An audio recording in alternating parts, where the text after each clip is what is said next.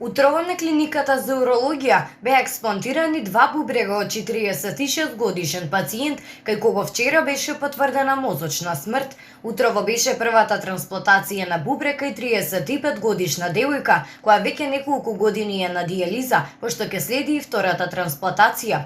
Министерот за здравство доктор Венко Филипче на социјалните мрежи извести јавноста дека за жал овој пат немале соодветен примател на срцето и тоа нема да биде трансплантирано.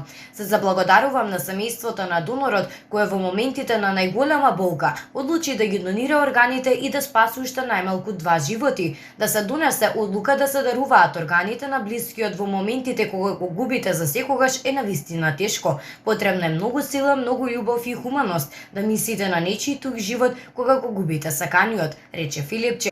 Инаку, ова е втора кадаверична трансплантација и четврта од жив донор годинава. На 23 мај од почина донор се трансплантираа срце и бубрези. Во период кога здравствениот систем се соочува со COVID-19, програмата за трансплантација продолжува да се реализира.